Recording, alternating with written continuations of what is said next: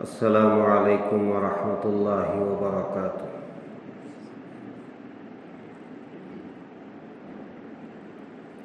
الحمد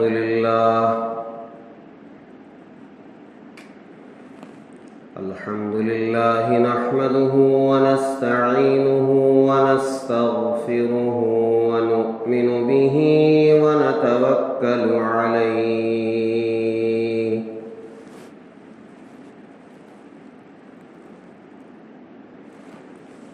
ونعوذ باللہ من شرور انفسنا ومن سیئات اعمالنا،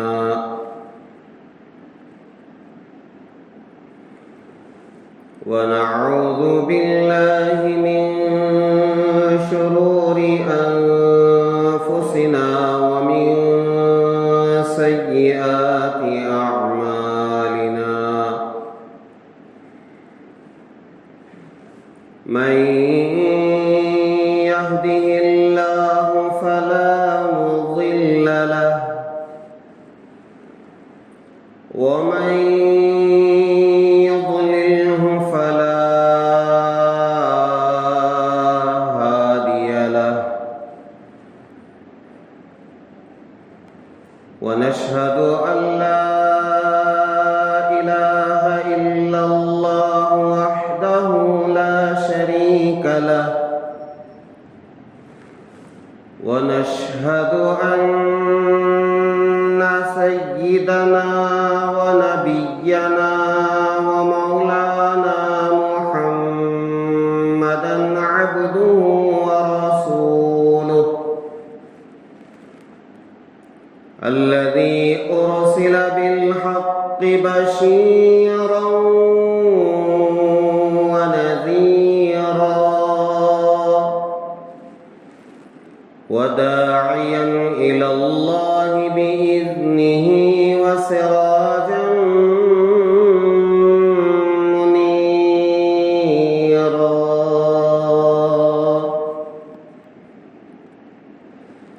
أما بعد فقد قال الله تبارك وتعالى في القرآن المجيد: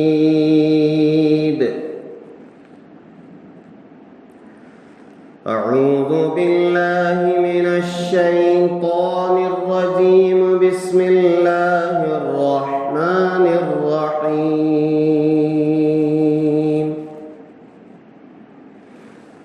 ولا تسبوا الذين يدعون من دون الله فيسبوا الله عدوا بغير علم، كذلك زينا لكل أمة عملهم ثم إلى ربهم مرجعهم فينبئهم بما كانوا يعملون۔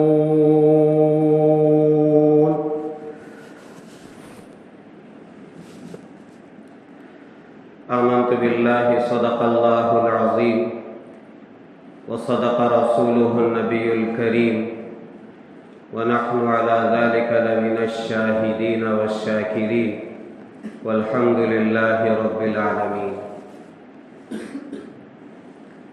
بزرگان محترم، جس ملک میں میں اور آپ رہتے ہیں یہ وہ ملک ہے جس میں سب سے پہلے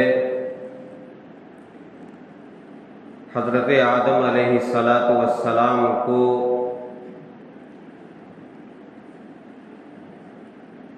جنت سے بھیجا گیا،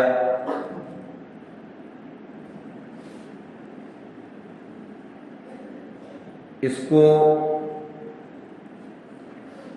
ہندوستان کہتے ہیں،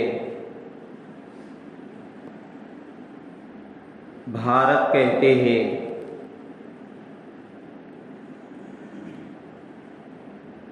اور انڈیا کہتے ہیں،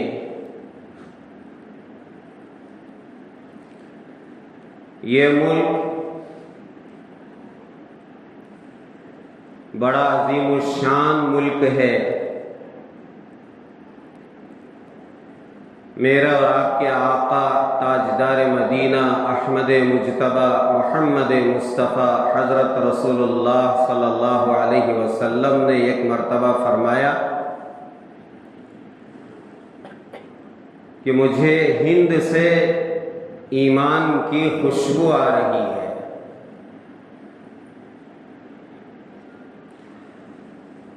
اللہ تعالیٰ نے جس کو جہاں پیدا کرنا تھا اس کو وہاں پیدا کیا. میں اور آپ اس ہندوستان کے باشندے ہیں، مقامی ہیں، یہاں کے ہم حقدار ہیں. اس ہندوستان کی بڑی تاریخ ہے. یہاں کا اتار چڑھاؤ، یہاں کے حالات، یہاں کی حکومتیں، یہاں کی بادشاہی، یہاں کا دھن دولت، جو لوگ تاریخ سے، ہسٹری سے واقف ہیں، وہ جانتے ہیں کہ اس ہندوستان میں مسلمانوں نے اپنا ایک سکہ بنایا اور پھر ایسی یادگاریں چھوڑی ہیں جس کی بنیاد پر آج ایک ہندوستان ناز کرتا ہے. بڑی بڑی نشانیاں ہیں، آپ سب جانتے ہیں. ان نشانیوں میں لال قلعہ بھی ہے، ان نشانیوں میں قطب مینار بھی ہے، ان نشانیوں میں تاج محل بھی ہے. انہی بڑی بڑی نشانیوں میں سے ایک نشانی بابری مسجد بھی تھی. بلکہ اگر میں یہ کہوں تو غلط بالکل نہیں ہوگا کہ بابری مسجد آج بھی ہے اور قیامت کی صبح تک بھی رہے گی.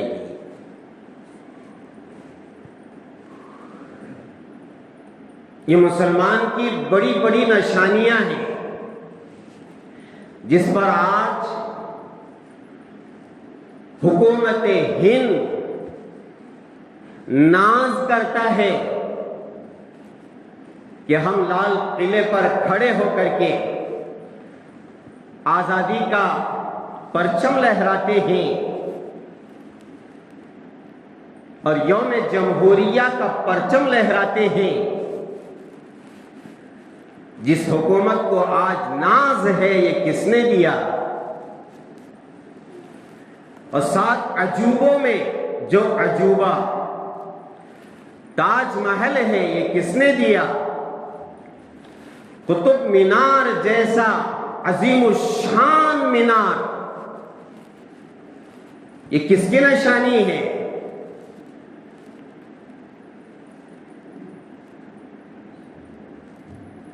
میں مسجدوں کی بات نہیں کر رہا ہوں، میں مدرسوں کی بات نہیں کر رہا ہوں، میں خانقاہوں کی بات نہیں کر رہا ہوں.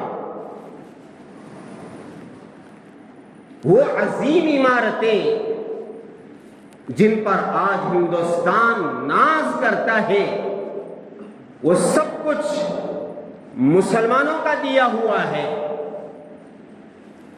انہی میں ایک بابری مسجد بھی تھی جس کی عمارت ڈھا دی گئی. یہ مسجد میرا عزیزو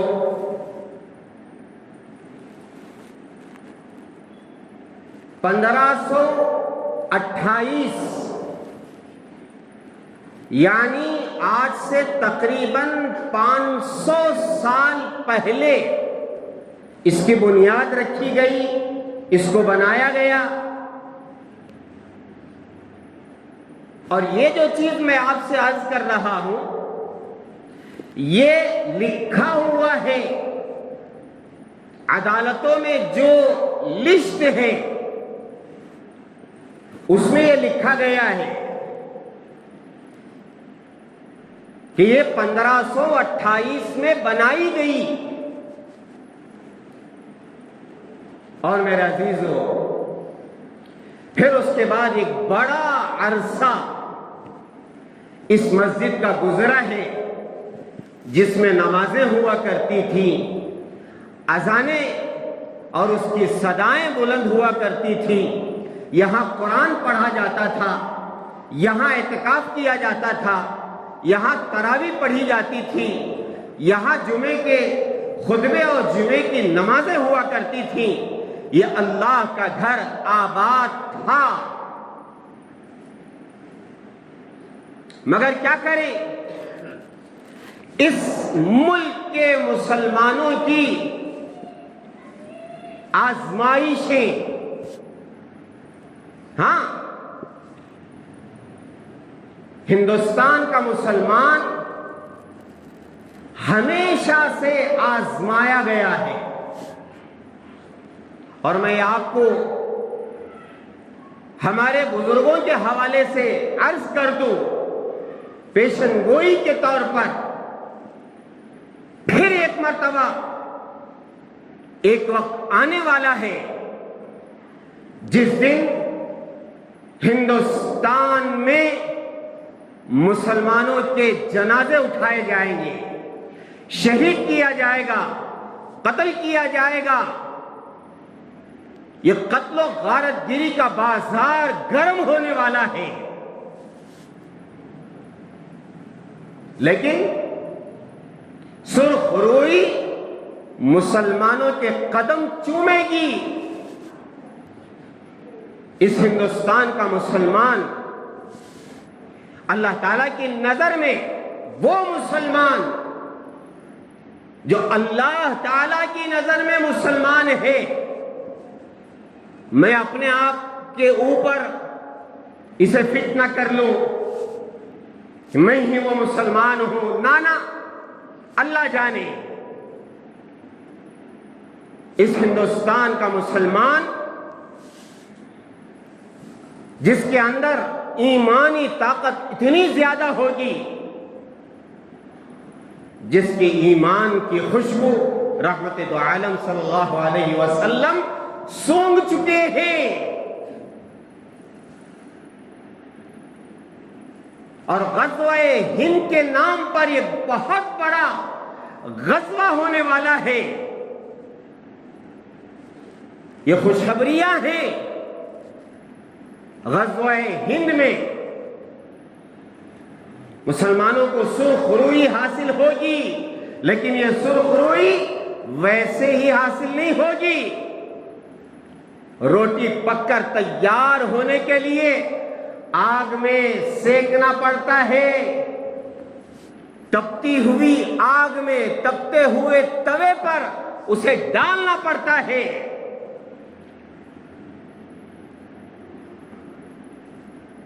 بڑے خوش نصیب ہوں گے وہ لوگ جو غزوہ ہند کے لیے اپنی قربانیاں پیش کریں گے، اپنی بیویوں کو بیوہ کریں گے، اپنے بچوں کو یتیم کریں گے. پھر جا کر کے اللہ تعالیٰ غزوہ ہند کی جو خوشخبری ہے، کامیابی ہے، کامرانی ہے، وہ مسلمانوں کے قدموں میں رکھیں گے. لیکن اس سے پہلے تاریخ گواہ ہے، مسلمانوں کو کاٹا گیا، مسلمانوں سے دشمنیاں. کیا آپ نہیں جانتے اس ملک میں گوری چمڑی والے انگریز آئے تھے اس ملک پر قبضہ کرنے کے لیے، اس ملک میں جینے اور پھر اس کو اپنے قبضے میں کرنے کے لیے، لیکن وہ مرد مجاہد جسے حضرت ٹیپو سلطان شہید رحمت اللہ علیہ کہا جاتا ہے، کیا ان کی قربانی نہیں ہے؟ جنہوں نے اپنے بچوں کو رہن رکھا، گروی رکھا، لیکن میرا عزیزو،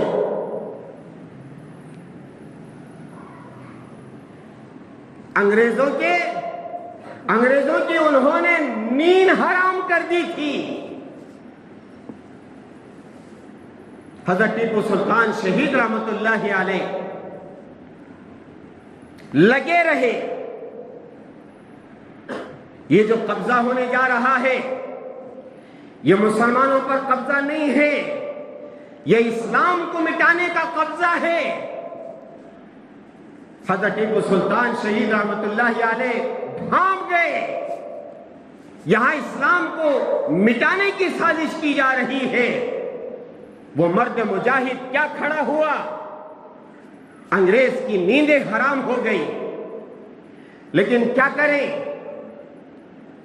گھر کو آگ لگی، گھر کے چراغ سے غدار پیدا ہوئے۔ میر صادق جیسا منافق، جس کی نفاق اور جس کے منافقت کی وجہ سے اور جس کی غداری کی وجہ سے حضرت ٹیپو سلطان شہید رحمت اللہ علیہ جس دن شہید ہوئے ہیں، وہ دن تاریخ ہند کے لیے بڑا سیاہ دن ہے۔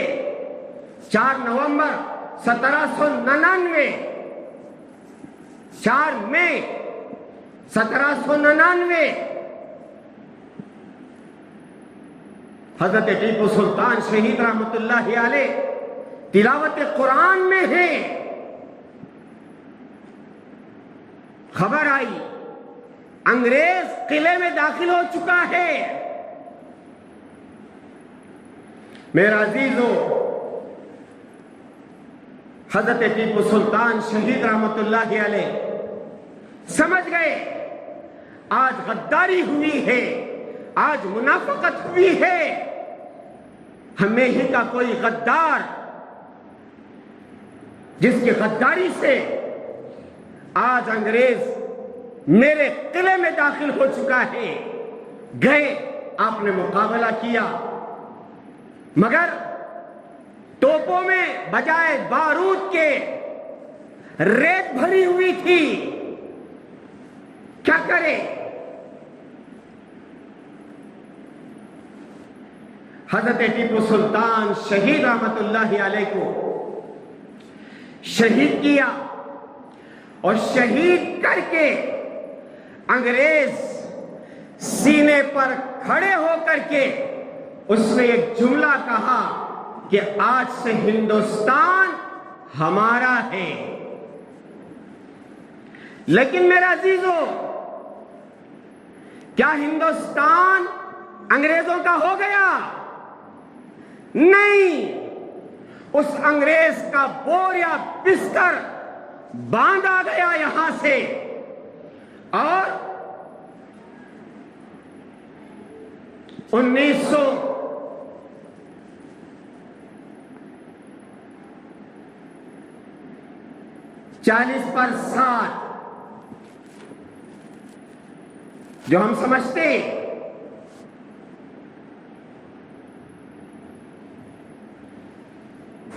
وہ دن جس دن ان کو بوریا بستر باندھ کر کے یہاں سے بھاگنا پڑا، اور جو انگریز یہ سمجھ رہا تھا کہ حضرت ٹیپو سلطان شہید رحمت اللہ علیہ کو شہید کرنے کے بعد یہ ہندوستان ہمارا ہو جائے گا، لیکن بوریا بستر باندھنے پر حضرات علماء نے مجبور کیا، شہادتیں ہوئی، قتل کیا گیا، سولی پر لٹکایا گیا۔ کوئی درخت ایسا نہیں تھا جہاں مسلمان نہ لٹک رہا ہو، اور ایک عالم دین نہ لٹک رہا ہو، ایک اللہ کا بندہ نہ لٹک رہا ہو۔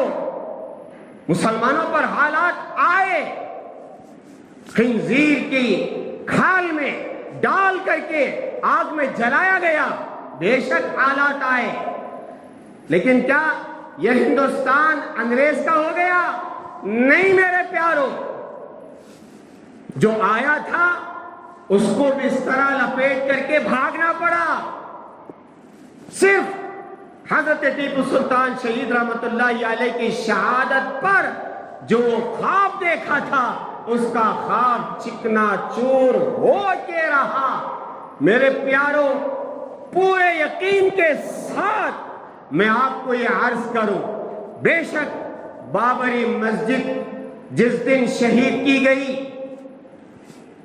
جیسا کہ میں نے عرض کیا 1528 میں وہ بنائی گئی تھی، لیکن حالات آئے، 1857 بھی آیا، پھر 1949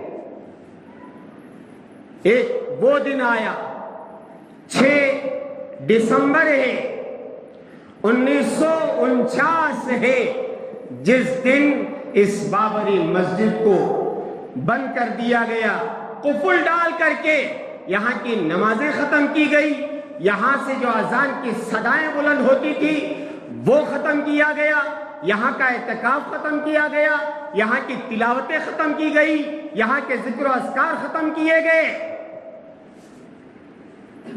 اب مسلمان کیا کرے؟ مسلمان نے دیکھا یہ مسجد پر تالا لگا ہوا ہے، لیکن یہ تالا ہم کھولیں گے۔ انہوں نے کوششیں کی، عدالتوں کے دروازے کھٹکھٹائے،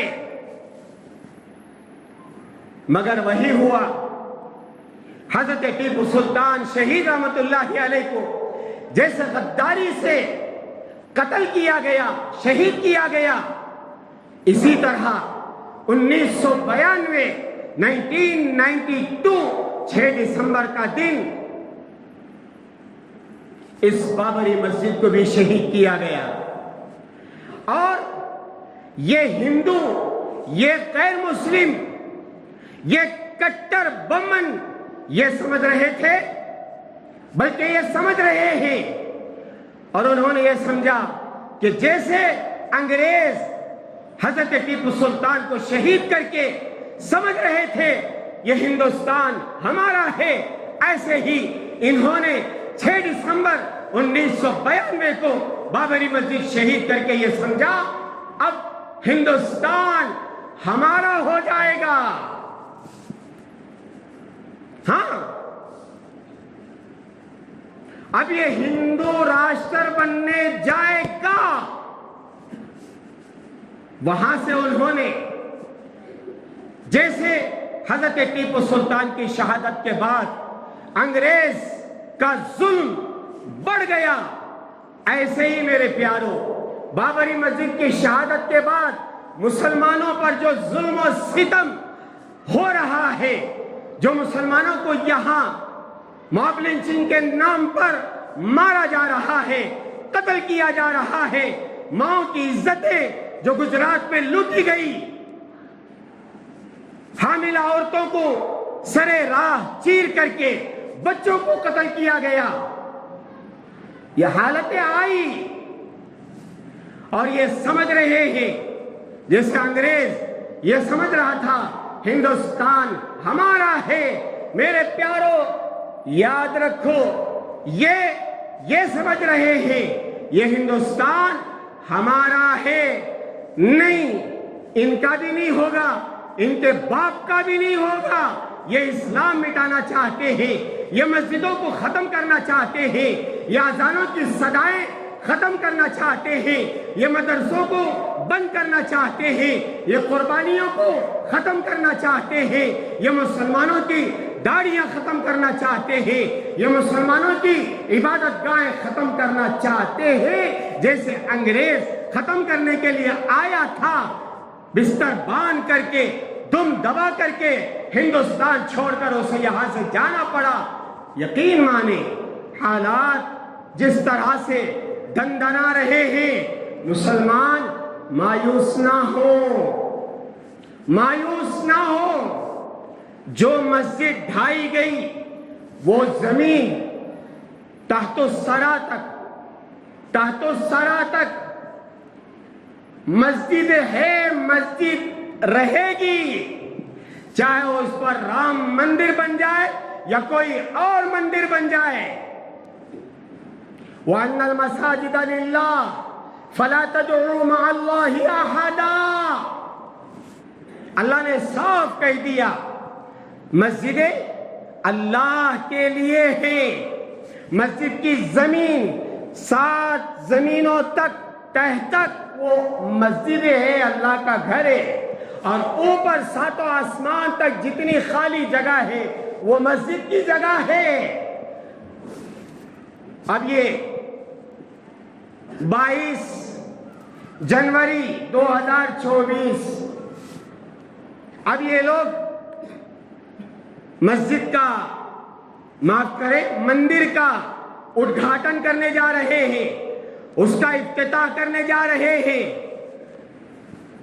یہ لوگ خوش ہیں، جگہ جگہ جھنڈے گاڑے جا رہے ہیں، جگہ جگہ رام کی فوٹو لگا کر کے اس پر ہار پہنائے جا رہے ہیں. کیا سمجھ رہے ہیں؟ ہاں وہی سمجھ رہے ہیں جیسے انگریز نے سمجھا تھا کہ یہ ہندوستان ہمارا ہے. ہاں کچھ دن دندنائیں گے، یہ پتہ نہیں 22 تاریخ کو کیا کریں گے. لیکن میرے پیارو، میں تعلیمات اسلام آپ کے سامنے رکھوں گا. جو آیت میں نے پڑھی ہے اللہ نے صاف کہہ دیا اب ان کی مندر بنے، وہاں پوجا ہو، کچھ بھی ہو. اللہ فرماتے ہیں وَلَا تَسُبُّوا الَّذِينَ يَدْعُونَ مِن دُونِ اللَّهِ. دیکھو مسلمانوں، یہ آیت ایسا لگ رہی ہے جیسے ابھی نازل ہوئی ہے. اللہ فرما رہے ہیں وَلَا تَسُبُّوا الَّذِينَ يَدْعُونَ مِن دُونِ اللَّهِ. دیکھو جو لوگ غیر اللہ کو پوج رہے ہیں انہیں گالی مت دو. اب یہ کیا کر رہے ہیں؟ غیر کی وہاں پوجا کریں گے جہاں اللہ کا گھر تھا. اب یہ اپنے گناہوں میں اضافہ کرنے جا رہے ہیں. اس لیے کہ سنو میرے پیارو، یہ جو زمین ہے مسجد جس پر یہ در و دیوار کھڑے ہوئے ہیں، جسے اللہ کا گھر کہا جاتا ہے، اس کی عظمت بہت زیادہ ہے.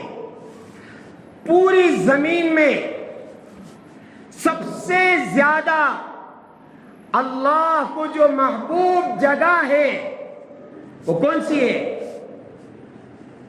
احب البلاد الی اللہ مساجدها، اور کما قال علیہ الصلوۃ والسلام، رحمت دو عالم صلی اللہ علیہ وسلم کا فرمان ہے احب البلاد، اللہ کو پسندیدہ جگہ کون سے؟ اللہ کے گھر، مساجدها، اللہ تعالیٰ کی مسجدیں. اور اس کا ادب، اس کا احترام اتنا زیادہ ہے، اتنا زیادہ ہے میرے عزیزو، یہاں کوئی ناپاک داخل نہیں ہو سکتا، یہاں کوئی برہنہ مادر ذات ننگا بغیر کپڑے کے داخل نہیں ہو سکتا، اور یہاں کوئی آ کر کے دنیاوی باتیں نہیں کر سکتا. سنو اور دل پہ لکھ کے لے جاؤ کہ جو شخص مسجد میں دنیاوی باتیں کرتا ہے اس کی نیکیاں ختم ہو جاتی ہیں. مسجد میں بات کرنا اپنی نیکیوں کو ڈیلیٹ کرنا ہے، ختم کرنا ہے، حذف کرنا ہے. یہاں زور سے بات کرنا منع ہے۔ رحمت دو عالم صلی اللہ علیہ وسلم حضرت عمر فاروق رضی اللہ تعالیٰ عنہ کو بلانا چاہتے تھے، یا حضرت عمر فاروق رضی اللہ تعالیٰ عنہ کسی اور صحابی کو بلانا چاہتے تھے، تو کیا کیا پتہ ہے؟ ہم کیا کرتے؟ زور سے آواز دے کر کے بلاتے، عبد الرحمن ذرا وہ سن ڈالو۔ مسجد میں زور سے پکارنا منع ہے۔ کنکر لے کر کے مارا، پکار سکتے تھے، بلا سکتے تھے، مگر کنکر مارنا اس بات کی علامت تھی کہ ان کو متوجہ کرنا تھا۔ جب وہ کنکر لگی وہ متوجہ ہوئے۔ مسجد کا ادب و احترام، یہاں آوازیں بلند کرنا منع ہے۔ دنیاوی باتیں کرنا، نیکیوں کو ختم کرنا ہے۔ یہاں کھڑے ہو کر کے مسجد سے باہر تھوکنا منع ہے۔ اگر خدا نخواستہ آپ کا تھوک، آپ کی تھوک کی چھینکیں مسجد کی دیوار پر، مسجد کے دریچوں پر، مسجد کے دروازوں پر لگ جائے، رحمت دو عالم صلی اللہ علیہ وسلم کے دل پر آرے چل جاتے۔ رحمت دو عالم صلی اللہ علیہ وسلم نے دیکھا کسی کا تھوک یا بلغم مسجد میں لٹکا ہوا ہے، پڑا ہوا ہے، آپ صلی اللہ علیہ وسلم نے فرمایا اسے دھو اور یہاں خوشبو لگاؤ، یہ اللہ کا گھر ہے۔ اس کا ادب و احترام، اس کی عظمت بہت زیادہ ہے میرے پیاروں۔ اور پھر سنو، جو آدمی مسجد آتا ہے نا، ہائے ہے، اللہ کے رسول علیہ السلام نے فرمایا وہ اللہ کی امان میں آ جاتا ہے، اللہ کی حفاظت میں آ جاتا ہے۔ میں اور آپ اس وقت اللہ کے گھر میں بیٹھے ہیں، 100% پورے ایمان و یقین کے ساتھ یہ دل میں بٹھا لیں ہم اللہ کی امان میں ہیں۔ فرمایا جو شخص گھر سے نکلتا ہے مسجد کے لیے وہ اللہ کی امان میں آ جاتا ہے، اللہ کی حفاظت میں آ جاتا ہے۔ اگر اس کا انتقال ہو جاتا ہے تو اس کا ٹھکانہ جنت ہے، اور اگر وہ مسجد سے واپس آ جاتا ہے تو بس وہ اجر و ثواب لے کر کے واپس آتا ہے۔ اور فرمایا کہ جو شخص مسجد میں اندھیرے میں آتا جاتا رہے، رحمت دو عالم صلی اللہ علیہ وسلم نے فرمایا المشاؤون الى المساجد فی الظلم اولئک الخوازون فی رحمت اللہ، اور کما قال علیہ الصلوۃ والسلام۔ ایک حدیث میں تو یہ فرمایا کہ جو شخص اندھیرے میں مسجد کو آتا رہے جاتا رہے وہ اللہ کی رحمت میں غوطہ لگانے والا ہے۔ ہمیشہ اللہ کی رحمت اس کے ساتھ ہے جو فی الظلم اندھیرے میں آتا ہے۔ عشاء کی نماز کے لیے آتا ہے، اندھیرا ہے، فجر کی نماز کے لیے آتا ہے، اندھیرا ہے۔ فرمایا یہ اللہ کی رحمت میں غوطہ لگانے والا ہے۔ اور پھر سنو، رحمت دو عالم صلی اللہ علیہ وسلم نے فرمایا بشر المشائین الی المساجد فی الظلم بنور التامۃ یوم القیامہ۔ فرمایا جو شخص اندھیرے میں مسجدوں کو جاتا رہتا ہے اسے بشارت سنا دو آخرت میں نور تام کی۔ ہاں، ایک نور ہے جو آخرت میں ملنے والا ہے، جو پل صراط میں ہمارا ساتھ دے گا، جو قبر میں ہماری قبر کو روشن کرے گا۔ یہ سب کیا ہے؟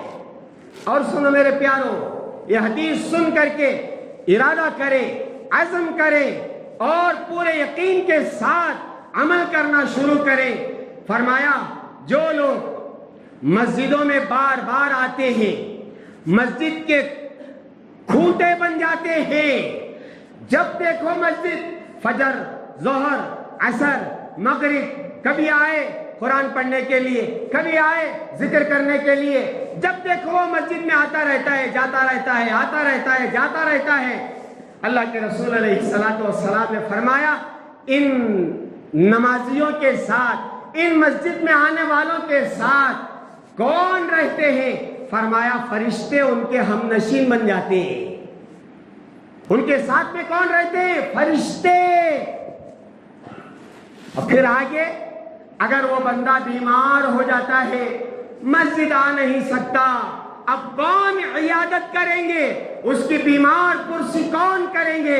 اللہ کے رسول نے فرمایا وہ فرشتے اس کی عیادت کے لیے جاتے ہیں، بیمار کرسی کے لیے جاتے ہیں۔ اور پھر فرمایا یہ آدمی جب اپنے کام کے لیے نکلتا ہے، فرشتے اس کی مدد کرتے ہیں۔ ہم کیا سمجھتے؟ ارے بڑا فلانا کام آ گیا ہے، اس کام کی طرف ایسے متوجہ ہو جاتے ہیں، نماز ہماری چلی جاتی ہے، نماز ہماری قضا ہو جاتی ہے۔ یہاں سنو، اللہ کے رسول فرما رہے ہیں جو بندہ بار بار مسجد آتا ہے، جب یہ کسی کام کے لیے چلتا ہے تو فرشتے اس کا ساتھ دیتے ہیں، اس کے دنیاوی کام لمحوں میں بن جاتے ہیں۔ ہاں تجربہ کر کے دیکھ لیں، احادیث پر کامل یقین ہونا میرا فرض ہے، آپ کا فرض ہے۔ اب بتائیں میرے عزیز ہو، جس مسجد میں آنے پر اتنے فضائل اور مسجد میں دنیاوی باتیں کرنے پر اتنی سخت وعید، اور ایک بات میں عرض کر کے میری بات آگے بڑھاؤں، اگر کوئی شخص مسجد کی کوئی بھی چیز لے جا کر کے اپنے گھر میں رکھے گا، سمجھ لے وہ برباد ہو گیا۔ علماء نے فرمایا کسی کے پاس لاکھوں کروڑوں روپے ہیں، یوں سمجھے کہ وہ اتنا مالدار ہے، اسے بات سمجھ میں نہیں آ رہی ہے کہ میرا مال کیسے خرچ ہو۔ فرمایا بہت آسان ہے اس کی بربادی کے لیے، وہ مسجد کی کوئی حصیر لے جا کر کے گھر میں رکھ لے، اس کا مال خود بخود برباد ہو جائے گا۔ کیا مطلب ہے؟ مسجد کی کوئی چیز اپنے گھر نہ جائے، یہاں کی حصیر، یہاں کی جائے نماز، یہاں کی تسبیح، یہاں کا لوٹا، یہاں کی بالٹی، یہاں کا نل، یہاں کا لائٹ، یہاں کا فین، یہاں رکھے ہوئے سورہ یاسین، یہاں رکھے ہوئے قرآن پاک، یہاں رکھی ہوئی قرآن کی چنچیاں، غلاف، کوئی چیز اپنے گھر نہ جائے۔ ہاں میں عرض کروں، جو منتظمین ہیں، ذمہ دار ہیں، وہ بہت چوکنا رہنا ہے، کہیں کوئی پیسہ مسجد کا میرے اکاؤنٹ میں نہ آئے، کہیں کوئی چیز میرے بچے کے اکاؤنٹ میں نہ جائے، کوئی پیسہ حساب و کتاب کا مسجد کا 1 روپیہ بھی میرے پاس نہ آئے۔ بہت محتاط ہو کر کے مسجد کی ذمہ داری ادا کرنا ہے، اور مسجد کا ادب و احترام پوری ذمہ داری کے ساتھ ہر مسلمان ادا کرنا ہے، ورنہ میرے پیارو ہماری ہلاکت میں کوئی تردد نہیں ہے، کوئی شک نہیں ہے۔ اب یہ لوگ کیا کریں گے؟ مسجد کی جگہ پر مندر بنا کر کے وہاں پوجا پاٹ کریں گے، تو بتاؤ کیا یہ کامیاب ہو جائیں گے؟ ارے مسلمانوں کو یہاں زور سے بات کرنے کی اجازت نہیں ہے، اور یہاں بھاگ بھاگ کر آنے کی اجازت نہیں ہے۔ نماز کھڑی ہو گئی، رکوع میں امام صاحب چلے گئے، ایک صحابی دوڑ دوڑ کے آئے، اللہ کے رسول علیہ الصلوۃ والسلام کو پتہ لگا، معلوم ہو گیا کہ ایک صحابی دوڑ دوڑ کے آ رہے ہیں۔ نماز کے بعد پوچھا کون دوڑ کے آئے؟ اب وہ صحابی گھبرا گئے، لیکن صحابہ تھے، چھپاتے نہیں تھے، کہا کہ میں دوڑ کے آیا۔ فرمایا تمہارا آنا بہت مبارک ہو، جماعت کو پانا بہت مبارک ہو، لیکن مسجد میں دوڑا نہ کرو، آؤ اطمینان کے ساتھ، طمانینت، اطمینان، سکون کے ساتھ، وقار کے ساتھ آؤ۔ بس پکڑنے کے لیے بھاگ رہے، ٹرین پکڑنے کے لیے بھاگ رہے، یہ بھاگم بھاگی بازار میں ہوتا ہے، مسجد میں نہیں ہونا چاہیے۔ فرمایا تمہارا ثواب بہت بڑا ثواب ہے، لیکن مسجد بھاگنے کی جگہ نہیں ہے، اطمینان کے ساتھ آؤ۔ نماز مل جائے ٹھیک ہے، نماز نہ ملے بعد میں پڑھ لو۔ بات سمجھ میں آ رہی ہے؟ بعض لوگ آتے ہیں پہلی صف میرے باپ کی جگہ، میں پہلی صف میں بیٹھنا، کوئی دوسرا آ کر نہیں بیٹھ سکتا۔ نہیں میرا عزیز ہو، اگر اس جگہ پر کوئی آدمی آ کر بیٹھا ہے نہ اٹھاؤ، تمہارے باپ کی جگہ نہیں ہے پہلی صف، جو آ گیا اس کی پہلی صف ہے۔ اسی لیے جمعہ کے دن جو آدمی کاندھے پھلان کر آتا ہے نا، اس کے بارے میں فرمایا گیا وہ لوگوں کو تکلیف دینے والا ہے، اور جو پھان کر آئے گا وہ جمعہ کے فضائل سے محروم ہے، اسے فضیلت نہیں ملے گی جمعہ کی۔ جو اندر آنے کے شوق میں، ذوق میں لوگوں کو ہٹا کر کے جو آتا ہے نا، اسے جمعہ کی فضیلت نہیں ملے گی، وہ لوگوں کو تکلیف دینے والا ہے، حدیث میں فرمایا گیا ہے۔ تو جب مسلمانوں کے لیے اتنی باتیں ہیں تو پھر ان کے لیے کفر اللہ تعالیٰ کو بہت زیادہ ناراض کرنے والا ہے۔ کفر، ایمان جتنا پسند ہے نا، کفر اتنا ہی اللہ کو ناراض کرنے والا ہے۔ اس لیے میرا عزیزو، یہ لوگ 22 جنوری کو مندر کا ادگھاٹن کرنے والے، کوئی پریشانی کی بات نہیں ہے، یہ کر لیں، ان کی خبر یہ خود کھود رہے ہیں۔ گالی نہ دیں، باہر جا کر کے کوئی ایسا کام نہ کرے۔ ہم کہاں جائیں گے حضرت؟ جائیں اپنا کام کریں، پیر کا دن ہوگا، ورکنگ ڈے ہے، اپنا کام کریں۔ لیکن حضرت مفتی شعیب اللہ صاحب دامت برکاتہم کا بھی ایک کلپ میں سنتا ہوا آیا، حضرت نے فرمایا کہ اس دن سارے کے سارے مسجد میں، ہر نماز میں مسجد میں حاضر رہے، فجر، ظہر، عصر، مغرب، عشاء، پورا دن ہر نماز مسجد میں پڑھنے کی کوشش کریں۔ ایسا لگے آج جمعہ کا دن ہے، عید کا دن ہے، سارے کے سارے باوضو رہنے کی کوشش کریں، اور اگر ہو سکے نفل روزہ رکھے۔ پیر کا دن ویسے ہی نفل روزہ رکھنا سنت ہے، آپ روزہ رکھے، عورتوں کو جا کر کے کہیں پیر کے دن روزہ رکھے، گھر میں بیٹھ کر کے اللہ کو یاد کریں، کچھ بھی ہونے والا نہیں ہے۔ کیا انگریز کا ہندوستان ہو گیا؟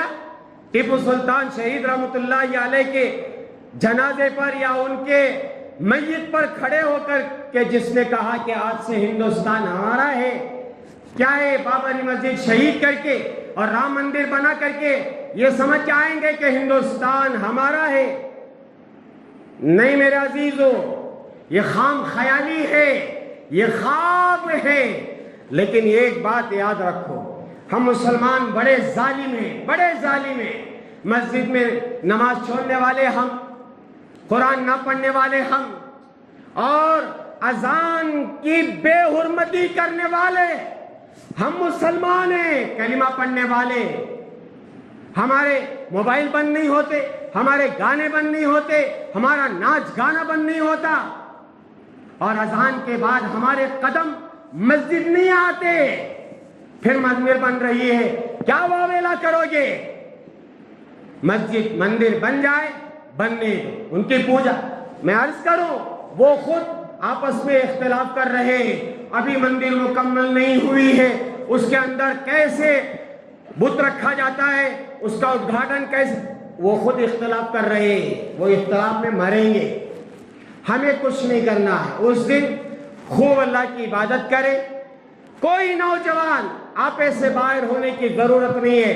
میں نے قرآن کا اعلان سنا دیا, وَلَا تَسُبُّوا الَّذِينَ يَدْعُونَ مِن دُونِ اللَّهِ, جو لوگ غیر اللہ کی پوجا کر رہے ہیں ان کو گالی نہ دو. ہوگا کیا؟ فَيَسُبُّ اللَّهَ عَدْوًا بِغَيْرِ عِلْمٍ, تو وہ الٹا اللہ کو گالیاں دیں گے. اللہ کہہ رہے ہیں مجھے گالیاں سناؤ گے کیا؟ مجھے گالیاں سناؤ گے کیا؟ نہ نہ نہ نہ, تم خاموش رہو, تم خاموش رہو. ان کی خبر وہ خود کھود رہے ہیں. ہاں, وقت میرا ساتھ نہیں دے رہا ہے, میں بات ختم کرنے جا رہا ہوں. بات بہت لمبی ہے لیکن میرے جذبات کو آپ سمجھیں. ہم مسجدوں کو آباد کریں, صرف نماز کے حد تک نہیں ہے. جیسے میں نے عرض کیا, یہاں آ کر کے حلقے لگائے, قرآن کے حلقے لگائے, قرآن سیکھے اور 24 گھنٹے مسجد کو آباد کرنے کی پوری کوشش کرے. جتنے دینی کام ہو مسجد سے ہو. یہاں قفل ڈالنا نہیں ہے, یہ تو ہماری مجبوری ہو گئی ہے. نماز ہوتے ہی یہاں قفل ڈال کے ہم چلے جاتے ہیں, لیکن مسجد کا ماحول علماء نے فرمایا 24 گھنٹے آباد رہنا چاہیے مسجد.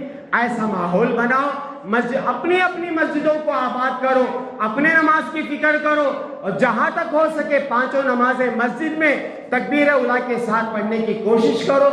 یہ لوگ آتے رہیں گے, جاتے رہیں گے, آتے رہیں گے, جاتے رہیں گے. غلبہ تو انشاءاللہ مسلمانوں ہی کا ہونے والا ہے. آپ جانتے ہیں کہ یہ اللہ بولنے والا اس دھرتی پر رہے گا تو یہ سارا نظام اس کی برکت سے اللہ چلائے گا.